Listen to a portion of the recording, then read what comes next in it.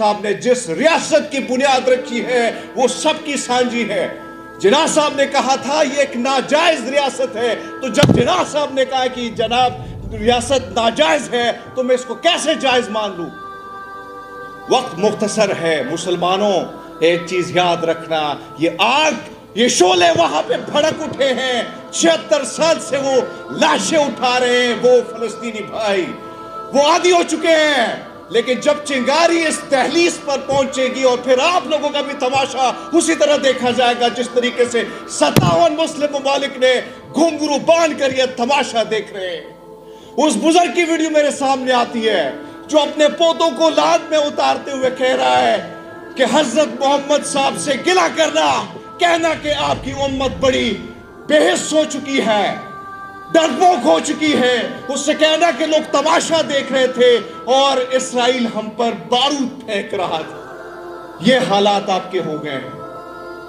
मुकदमे करते हैं हम पे, कहते हैं आप पर मुकदमा करेंगे, करो मुकदमा।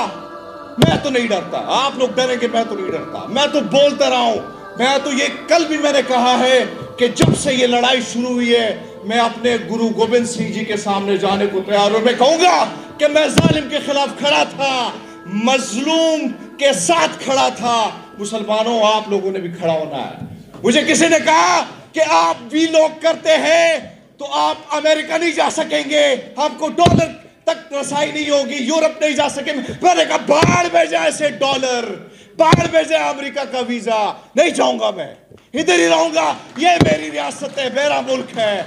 लेकिन जालिम के खिलाफ खड़ा होना ये मेरा सिक्खी मुझे सिखाती है, ये मुझे गुरु गोविंद सिंह जी ने सिखाया है। मैंने इस्लाम को पढ़ा। आज मुझे अगर कोई मुसलमान नजर आता है जो सबर, इस्तिकामत, ये सारी चीज अगर मुझे नजर आती है तो वो मुझे गजा के मुसलमानों में नजर आती है।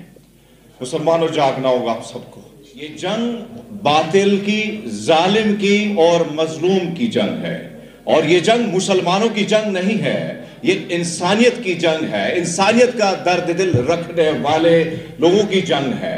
इस वक्त आप अंदाजा लगा लें कि तमाम तर दुनिया में सबसे ज्यादा पहल तो पाकिस्तान को करनी चाहिए थी, पाकिस्तान को सफीर बनना चाहिए था, लेकिन यह काम अफ्रीका ने किया। पाकिस्तान में सबसे ज्यादा एहतजाज होने चाहिए थे पर अनफॉर्चुनेटली नहीं हुआ।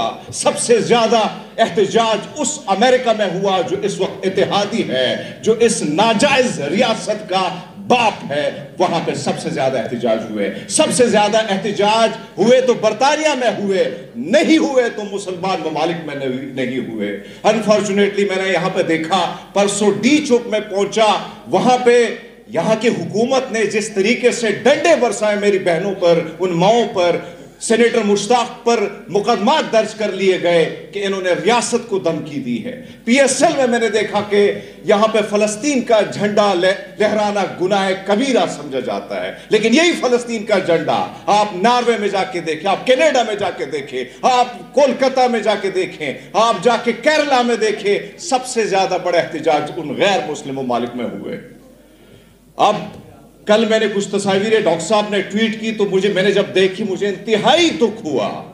यह किस्सा इसलिए सुनाना चाहता हूं कि हमारी एक बहन जो सिखड़ी है, कनाडा से उसका ताल्लुक है, रूबी कौर, उसको इनविटेशन आती है, उसको दावत आती है, किससे? जो बाइडन से। अगर ये किसी पाकिस्तानी को आती है दावत तो राल टपकती, इधर से भाग जाता वहां पे माथा टेकने के लिए। लेकिन उस शेरनी ने क्या किया? उसने कहा भाड़ में जाए तुम्हारी ये दावत, नहीं आऊंगी मैं। आपने जुल्म बर्बरियत का बाजार वहां पे गर्म किया है, आप कातिल हैं, नहीं आऊंगी मैं तुम्हारे सेमिनार में। क्रेडिट जाना चाहिए जैसे लोगों को जो दर्द दिल रखते हैं। आज यहां पे जो हालात है, इधर हम पर कुछ मुसल्लत किए जाते, कुछ ऐसे नमूने जिनकी जुबान, जिनको स्क्रिप्ट दिया जाता है और वो कहते हैं दो रियासती हल। भाड़ में जाए तेरा दो रियासती हल, तेरे मुल्क पर, इस मुल्क पर कोई कब्जा कर ले और वो कहे कि मेरे साथ बंटवारा करो, क्या आप लोग मान लोगे? नहीं मानेंगे, हम नहीं मानेंगे। मैं तो उस शख्स को मानता हूं, उसके नजरियात पर कारबंद हूं जिसके कौल फेल पर मेरे परदादाओं ने, मेरे अब्बा अजदाद ने यकीन किया। मेरे पास ऑप्शन था हिंदुस्तान जाने का, पर नहीं गए क्योंकि हमें यकीन था जनाब